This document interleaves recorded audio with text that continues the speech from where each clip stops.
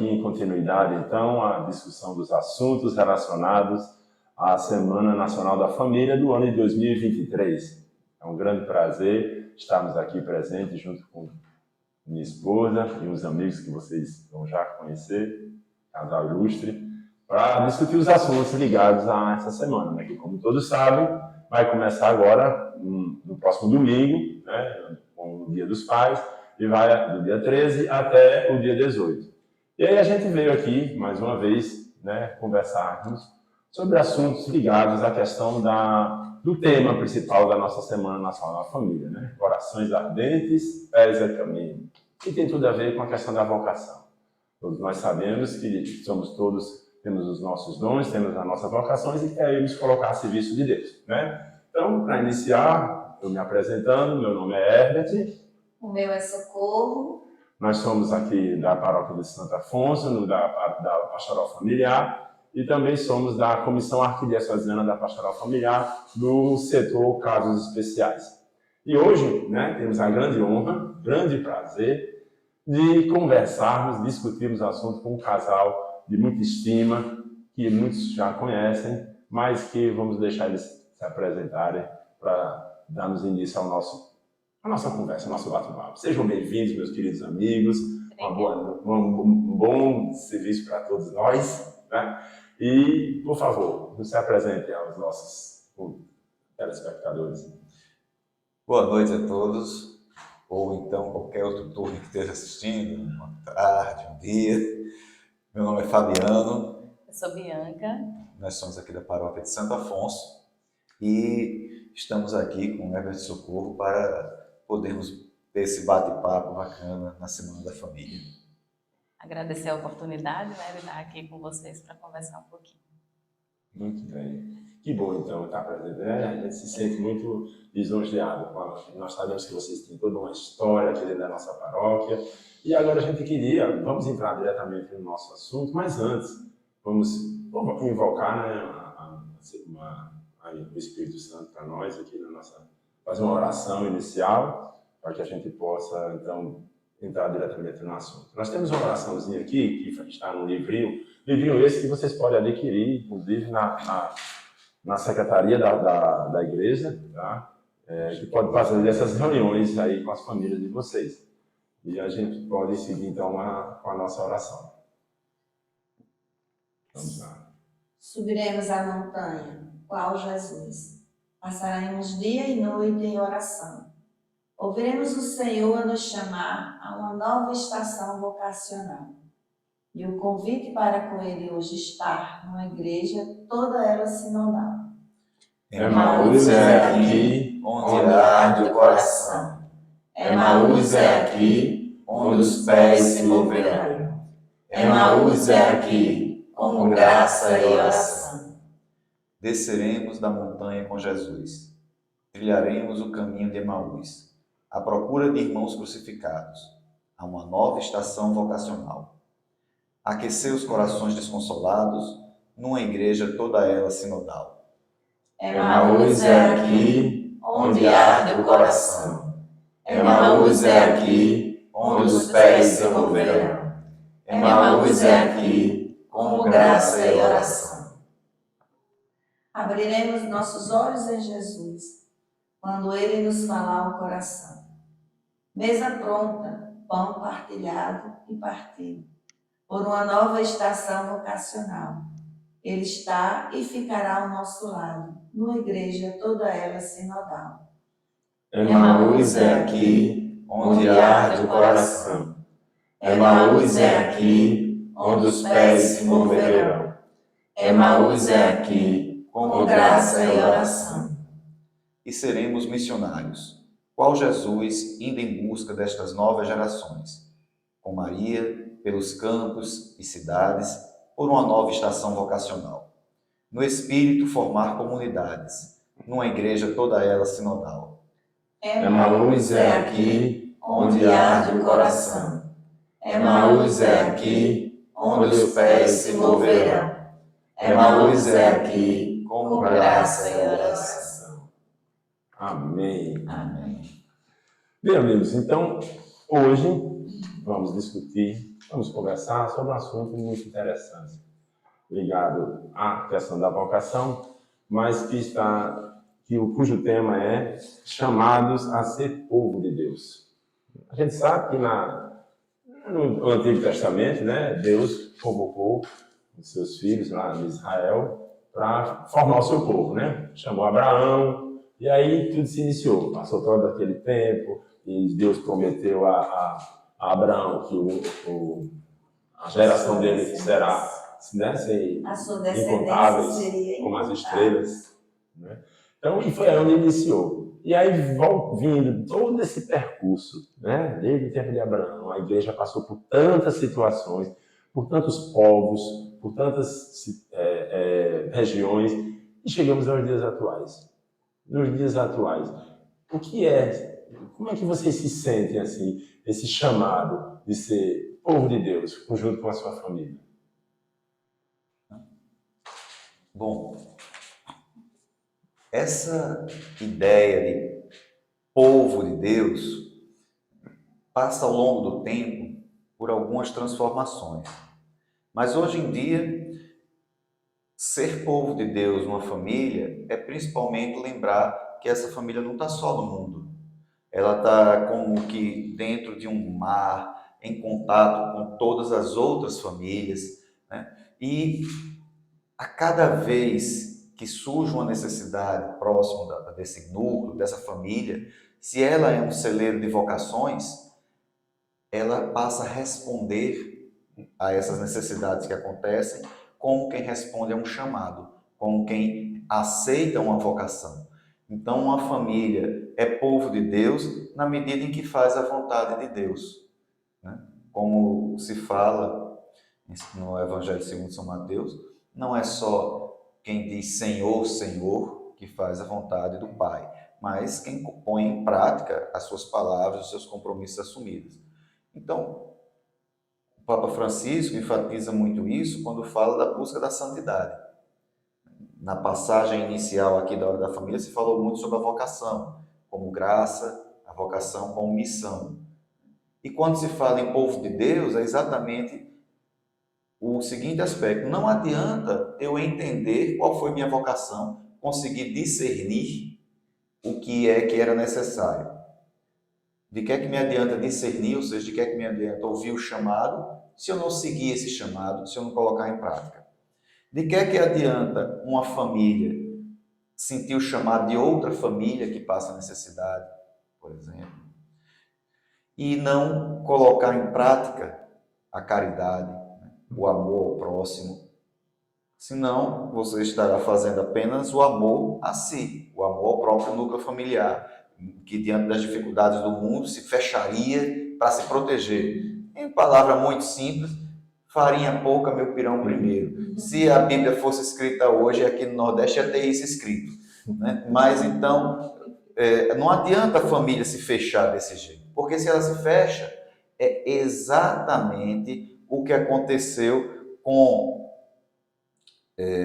o semeador, na parábola do semeador, com a semente que cai entre os espinhos, e eles crescem e sufocam. E os espinhos são essas questões do mundo, são os problemas do mundo. É São Pedro quando vai caminhar sobre as águas e começa a afundar, ou seja, o mundo, aquele aguaceiro todo tempestuoso, começa a cobri-lo, começa a prendê-lo. Então, é o que acontece com uma família que se fecha ao mundo. Ela, na verdade, não está se protegendo do mundo. Ela está deixando que os espinhos do mundo a cerquem. Ela está afundando nas águas tempestuosas do mundo, porque ela não está conseguindo transbordar amor para o próximo. Então, é nisso que eu vejo muito. A importância da família fazer parte do povo de Deus é a própria importância de seguir a Deus. E aqui eu não estou nem falando necessariamente de imediato numa questão de defesa da fé, de tem que impor o catolicismo, você vai ter que ser... Estou falando primeiro em observar os 10 mandamentos. Uma família que não mente, não rouba, não levanta falso testemunho, então isso é importante. Com relação a essa questão da imposição, né? Eu estava pensando aqui, a gente estava falando outro dia, Nós estamos com 25 anos de casados. E aí começa com um compromisso do casal. A gente foi até a igreja, a gente não foi simplesmente assinar um papel, nem nada, não. A gente foi até a igreja testemunhar o nosso amor e nos comprometemos, né, com algumas coisas. Uma delas, a educar nossos filhos, a receber os filhos que viessem e educá-los na fé cristã. E aí eu fico pensando nisso, pronto. Primeiro começa, Fabiana e Bianca chegam lá a casa, recebem os filhos, educam na fé. Se a gente ficar só nisso, ia ficar engolido pelos espinhos. Mas aí os filhos trazem amiguinhos, os amiguinhos vêm com pais, os amiguinhos vêm com namorados, né? Então, todo mundo que chega na nossa casa, ele vai escutar um testemunho cristão. Não necessariamente que eu vá pegar a Bíblia e ler algum trecho, não é isso. Mas é o nosso comportamento diante da sociedade, é um comportamento cristão. A gente sempre se comprometeu a seguir esses mandamentos, né? Fabiano falando dos 10 mandamentos, eu acho que é bem simbólico, né? Porque os 10 mandamentos, eles no final das contas trazem um bom resumo da vida do cristão.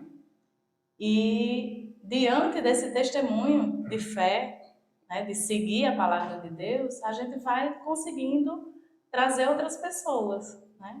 Então, é muito isso, do testemunho mesmo. De nada adianta você ser uma família, como o Fabiano coloca aqui, engolida pelos espinhos, né? Ficou ali, né? Resumido aquilo ali, e não vê o que está ao seu lado, ao redor. Não vê a maravilha de ser povo de Deus, seguindo os 10 mandamentos, seguindo a lei, né? Amando o próximo, amando a Deus, seguindo o que pede a Santa Bíblia. Não digo doutrina, né? Não digo pelo catolicismo em si. A gente que é católico, cristão católico, graças a Deus, seguimos, né, nossa doutrina. Mas a família, como Fabiano disse, tem que dar testemunho. Né? Ele tem que ser testemunho de amor, né, de acolhimento, Não é uma questão de decorar o que está escrito, não, é de vivenciar. Dar testemunho. Tem uma coisa que sempre me vem à mente nessa hora, e foi até bom ela ter dito, por exemplo, do casamento, né, que a gente foi de livre espontânea vontade, porque algumas pessoas pensam que ela foi amarrada para fazer o casamento, mas esse é sinal justamente de dar testemunho. Né? Quando São Francisco, lá no século XIII, ele foi confrontado com a questão dos infiéis, dos mouros, ele deu uma resposta interessante. Veja que naquela época tem, por exemplo, os santos mártires do Marrocos, que foram os franciscanos que foram decapitados. Santo Antônio sonhava em morrer defendendo a fé contra os... Então havia uma questão de vida e morte envolvida, né, vida e morte pela espada. Então foi se perguntado a Francisco, né? Como é que a gente ia se portar? A gente vai levar a espada, vai se defender? A gente vai pregar na praça pública? Porque Santo Antônio queria pregar no meio da praça pública até cansar e matarem ele. Francisco disse, não. Nós vamos, como queria São Pedro, nós vamos para servir. A gente vai para servir, porque nós servimos a qualquer criatura, qualquer ser humano. E a gente vai servir. E no dia que nos perguntarem o porquê nós fazemos aquilo, então terá surgido a oportunidade para expor a fé, como o nosso mestre queria. Então, é uma pregação pela paz. Por que isso é tão importante ser dito? Porque há essa tentação do querer que a pessoa se converta, quando o próprio Cristo esperava que a pessoa se convertesse. Cristo falava com a samaritana, falava com pessoas que interpretavam de maneira completamente equivocada a lei, mas ele não exigia, não impunha. Por quê? Porque, como consta no nosso catecismo, para algumas questões, é uma progressão, é uma coisa gradual. A pessoa é quem tem que descobrir Deus, não pode ser empurrada, isso é dom do Espírito Santo. Então, se de repente você está em contato com uma outra religião, é nesse espírito do que São Francisco fazia. O que posso fazer é dar o meu testemunho. O exemplo é quem vai arrastar. Não precisa sair pregando, precisa sair mostrando amor. mostrando como se comporta. Eu tenho certeza que cada um aqui que está escutando vai lembrar de pelo menos uma vez em que alguém chegou e parabenizou por uma coisa que fez. Parabenizou, olha, gostei muito porque você fez isso. Por que isso? Porque o exemplo faz a diferença, né? Então, uma realidade que nós enfrentamos hoje, diferente de algumas décadas atrás, não são décadas tão longe não, é o fato de que nós ouvíamos falar de religiões lá do outro lado do mundo. Os exploradores saíam para o coração de outros continentes para bater foto, para mostrar como eram, criaturas. Havia até a coisa totalmente indigna de que pessoas de pele negra foram levadas para zoológicos na Europa para serem vistas, né? Então, era um mundo de descobertas, tudo era muito longe, tudo era muito exótico. Hoje em dia, o seu vizinho, de repente, de uma religião dessas que quando nós crescemos não sabíamos nem que existia. A pessoa que está ao seu lado participa de um tipo de adoração a Deus completamente diverso do que nós acreditamos. E as pessoas às vezes me perguntam, Fabiana, e como é que você conversa com essas pessoas? Hoje, conversa normal, a gente fala de futebol, a gente fala de tudo. Mas você acha que ele também está certo? Olha, se eu achasse que ele também estava certo, eu não era católico. O fato de eu ser católico é a prova de que eu não concordo com ele. Mas não concordar com ele, eu também posso não concordar em tanta coisa, posso não concordar na cor da casa, posso não concordar na pintura, mas isso é essencial, sim. É aí que entra a minha missão. De estar pregando, faça isso, não. De levar essa pessoa no caminho da santidade. É aí que o Papa Francisco disse, quando fala dos santos ao pé da porta, né, os vizinhos, às vezes na porta de frente do apartamento, ele menciona que às vezes há mais santos fora da igreja do que dentro da igreja. Então, é preciso entender que se eu olho para uma pessoa que não comunga, que não crê na Santíssima Trindade, e essa pessoa é caridosa com os mais pobres, é uma pessoa que ama o próximo como a si mesmo, capaz de fazer sacrifício, respeita o casamento, respeita os filhos. O que é que eu vou poder falar mal dessa pessoa? Mas ela não, realmente ela não come do alimento da vida eterna. Eu preciso disso. Vai para a misericórdia divina, essa pessoa com Deus. Vai se ver com Deus, vai se ver com quem pode. Mas Deus vai considerar o que puder. Quanto a mim, cabe me manter fiel à minha fé, a não ser que eu esteja com inveja da outra pessoa que não faz parte desse povo de Deus e, vixe, quer dizer que ele é bonzinho e nem faz isso, então por que eu estou fazendo? Eu estou fazendo porque eu acredito na minha fé, eu estou fazendo porque eu acredito em Deus, eu estou fazendo porque Jesus fazia, e é o mais próximo que um ser humano chegou, foi quem estava perto de Jesus. Então, eu acredito por conta disso. Outras pessoas não acreditam, mas o que é que a gente aprende? Os últimos serão os primeiros, aguenta.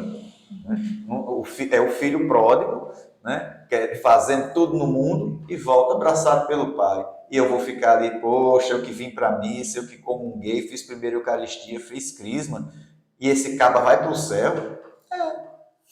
E é desse jeito. O pior é saber que a nossa fé é essa, né? E, bom, busco o caminho de salvação nela e acredito na salvação. Espero que isso me valide alguma coisa. Todos nós somos chamados, na verdade, a sermos santos, né? É para isso que Deus nos dá todas as nossas capacidades. E aí me chamou a atenção quando vocês falaram sobre essa questão da dificuldade do mundo, né? dos espinhos que sufocam, e quando você tocou na questão também da dons do Espírito Santo. Todos nós recebemos o Espírito Santo quando somos batizados, né? O que professa a nossa religião. E quando o Espírito Santo está dentro da gente, nós somos sacrados, nós somos morada do Espírito Santo, nós podemos absorver os dons. Mas a gente sabe que cada um, Deus dá um dom específico, né? Assim, é o dom da sabedoria, é o dom da paciência, né? É o dom da fortaleza. Como é que vocês acham assim? Por que é que as pessoas, mesmo recebendo esses dons, o que é que eles podem fazer? Recebendo esse dom do Espírito Santo e atuar como família evangelizadora, como família missão mesmo, para ser povo de Deus. Como é que eles podem colocar isso em prática? Às vezes eu fico pensando que tem uma questão do olhar, né? Você pode receber todos os dons e olhar para cá. E aí você vai centrar tudo em você. Na hora que você olha o horizonte e expande, aí você consegue sim utilizar da melhor forma esses dons, né? Então, em primeiro lugar é isso. É compreender que nós não somos um só. Nós não vivemos numa redoma, então não adianta, por exemplo, é importante que nós vivenciemos nossa fé, sim. Mas individualmente, não só. É importante que cada vez mais a gente possa trazer outras pessoas, porque aí sim, aquela gotinha d'água vira um copinho d'água, que vira uma jarrinha, e quem sabe, logo logo a gente tem um oceano, né? Então é isso, a questão do dom, a importância de você utilizar sabendo que aquilo ali não é seu. De graça recebeis, de graça deveis usar. Exatamente, não é seu. Então, que a gente possa olhar para o outro e ofertar esse nosso dom para o outro de uma forma espontânea, de uma forma ampla, para que todo mundo possa vivenciar todos os dons. Porque eu recebo um, o Fabiano recebe outro, Socorro outro, você outro. Mas se cada um oferta seu próprio dom, todo mundo partilha daqueles dons. E dessa forma as pessoas vão sendo integradas, né? Nesse povo de Deus. É como o Padre Matias diz, é o povo de Deus. Então, dessa forma, havendo esse olhar, como você fala, e as pessoas vão sendo chamadas a fazer parte desse povo de Deus. E uma coisa que eu uso muito como critério de discernimento com relação a saber quando uma coisa que alguém faz está ou não de acordo com o que Deus quer, é exatamente a relação da pessoa com esses dons. Tanto os dons particulares, as habilidades de cada um, né, como os próprios dons do Espírito Santo. Porque às vezes surgem pessoas que se julgam proprietárias desses dons e invocam para si funções tanto de profetas como de supostos líderes espirituais, ou então de cura, que pode ser que isso aconteça, mas como nós todos não somos perfeitos, não é correto de maneira nenhuma e eu me afasto quando eu verifico que há uma tentativa de apropriação daquele dom. Eu faço isso, eu sou capaz de fazer isso porque eu disse isso. Isso não é o Espírito Santo falando. Porque o primeiro sinal da santidade é você entender que você é pequeno e que Deus é maior e o que você faz é apenas graça divina. É Deus que age, na verdade, não você mesmo. Isso é muito importante de ser lembrado. E pronto, aí é exatamente como Bianca disse, a questão da gotinha d'água. Nós queremos por que eu quero que outra pessoa se torne católica? Muitos querem para se agradar, para se sentir melhor. Não, não é por isso. Eu quero que outra pessoa seja porque eu acho aquilo bom, no sentido de que faz bem espiritualmente, fisicamente. Então, se eu acho aquilo bom, por que eu não quero que a outra pessoa também compartilhe daquilo? Por isso que é esquisito eu querer impor. Não, você vai comer isso porque isso é bom. Não tem sentido. Né? Então, não é exatamente uma gincana que a gente está fazendo para ver qual é a religião que tem mais gente no mundo. Não é isso. Né? A gente acredita no que, de acordo com a palavra de Deus, a gente consegue uma sociedade, um mundo melhor. E quem não quer estar em um mundo melhor? Então, claro que quanto mais pessoas nós estivermos perto da gente, né, comungando desse mesmo pensamento, mais a gente tem a possibilidade desse mundo realmente chegar num ponto em que haja uma solidariedade, haja um olhar mais afetuoso, com mais respeito. É isso, a gente não está pedindo para ninguém ser igual a ninguém, não, mas que compreendam que nós estamos juntos nesse barco, né? E quando a gente fala dessa questão do tesouro, né, eu acho bem interessante quando a pessoa encontra esse tesouro, né, como diz a Bíblia, ele vende tudo que tem para poder adquirir aquele tesouro. E ele é tão feliz com aquilo, Aí por que não dividir com o outro? Por que não dar essa alegria, né, pro outro também, né? E a família, ela tem algumas funções, por exemplo. Tem a função de todo mundo ali se proteger das coisas do mundo, em certa medida, né, de dar suporte um ao outro ali, se ajudar. Tem uma outra função, que é a função desse núcleo familiar perante a sociedade. Às vezes tem uma família que se torna referência numa comunidade.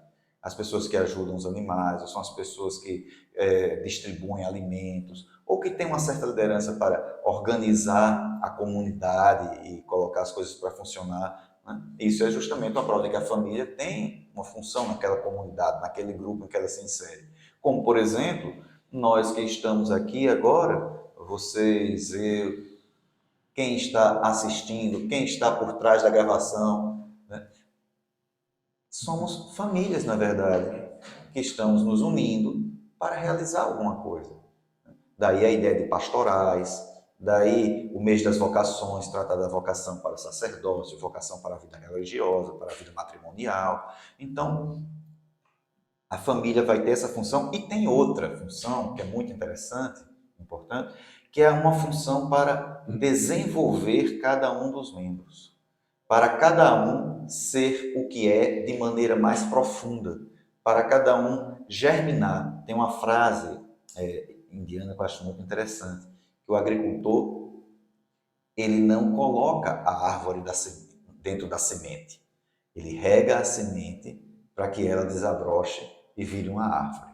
Então, eu preciso desabrochar, vamos dizer assim, eu preciso crescer, ser essa semente que cresce. Então, quando eu estou em família, eu tenho a oportunidade de, naquele contato direto, aprender um com o outro. Marido e mulher nem se fala, né? Senão não tinha nem aquelas que dizem que tem casais que brigam, né? A gente nunca brigou. Então, Nós somos 4. Né? Então, o casamento tem essa dinâmica. Com os filhos é a mesma coisa, de aprender a diferença. Poxa, por que é que eu fiquei chateado com aquilo que o menino disse? Às vezes a gente briga com o filho porque vê no filho o nosso defeito. É só um exemplo, podem ser várias outras coisas, né? E depois a gente pode parar para pensar nisso. E aí cada um vai aprendendo quem é, vai melhorando enquanto pessoa. E esse crescimento de cada um é um papel da família. E vira o povo de Deus. Porque é aí que a gente germina, no que permite que cada um seja o que é, vai germinando o povo de Deus. A pessoa de bom coração, a pessoa que é correta, né? E aos poucos vão despertando as vocações. Senão não vai existir vocação. Vão ser pessoas empurradas para fazer alguma coisa. E aí você vai ter as pessoas, do mesmo jeito que, eu quero que meu filho seja, vamos colocar uma profissão aí que tem um merecido status e muito comentado, a profissão de médico, não sei se você conhece médico. Então, por exemplo, se eu empurro um menino para ser médico porque eu acho importante, por isso, por aquilo outro, daqui a pouco está um médico frustrado. Hoje em dia, devido às pressões do mundo, isso começa a ser cada vez mais insuportável. A pessoa começa até a tentar contra si mesmo, a ficar triste, a ser um profissional, às vezes, que não é exemplo. Então, é a mesma coisa quando a gente fala da questão espiritual. Se eu empurro, você vai ser assim, vai ser desse jeito, vai agir assim, você vai ser padre, bota o menino dentro do seminário. Daqui a pouco, o menino está frustrado ali, ou se vier a se ordenar, pode ser um sacerdote que não desperta muito respeito dentro da comunidade por conta de condutas irregulares, e assim vai, a mesma coisa no casamento, né? Então,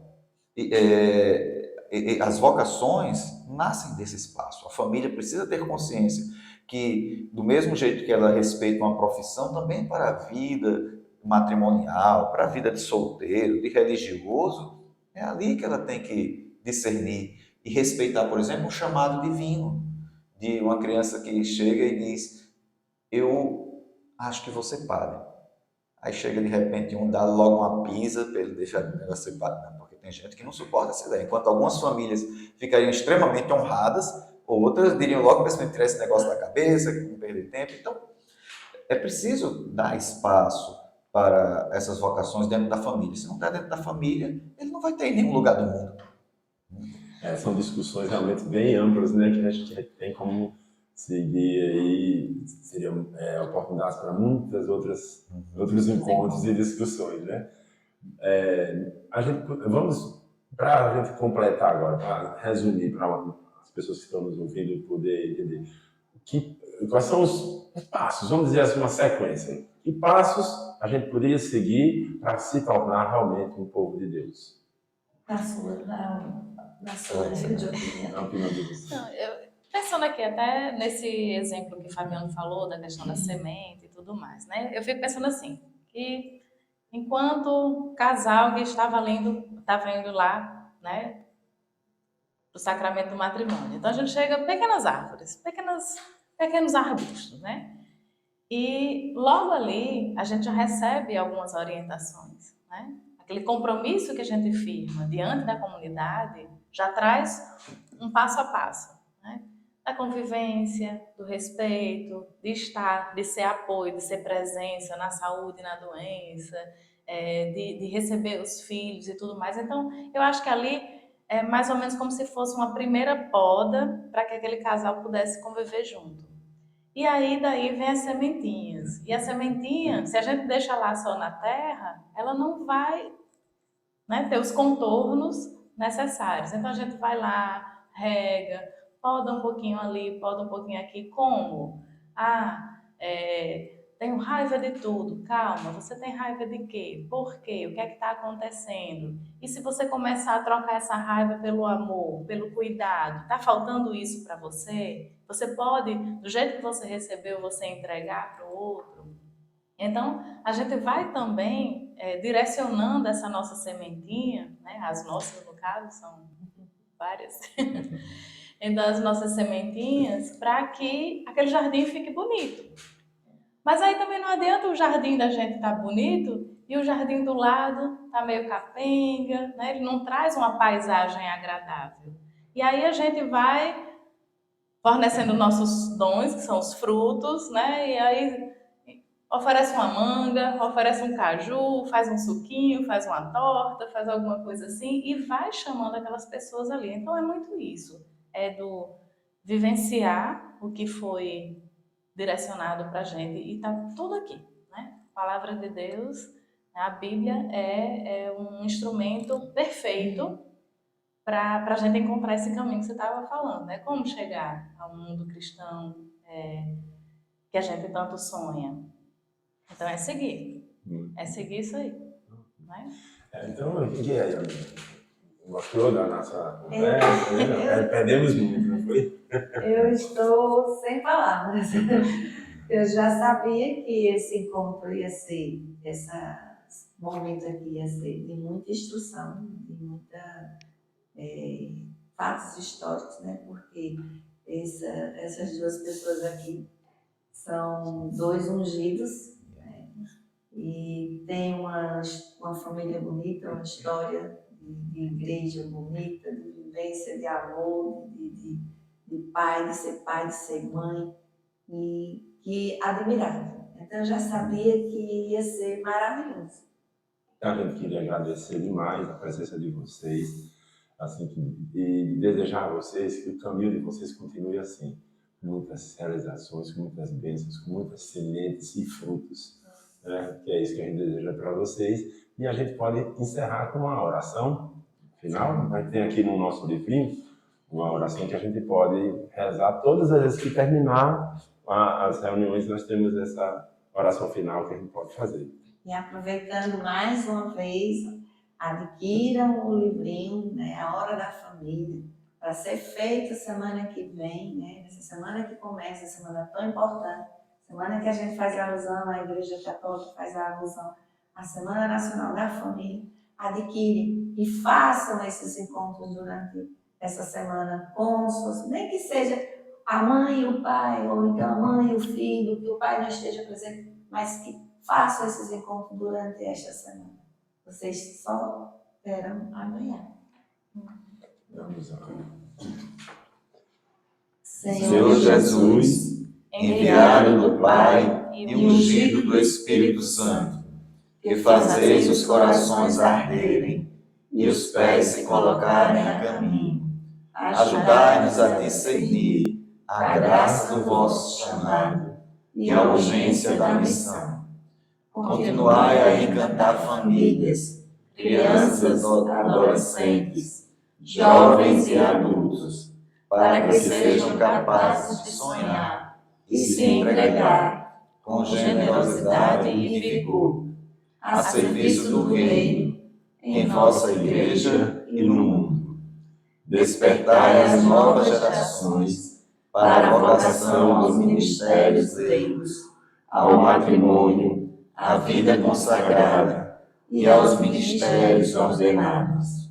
Maria, Mãe, Mestra e discípula missionária, ensinai-nos a ouvir o Evangelho da vocação e a responder com alegria. Amém.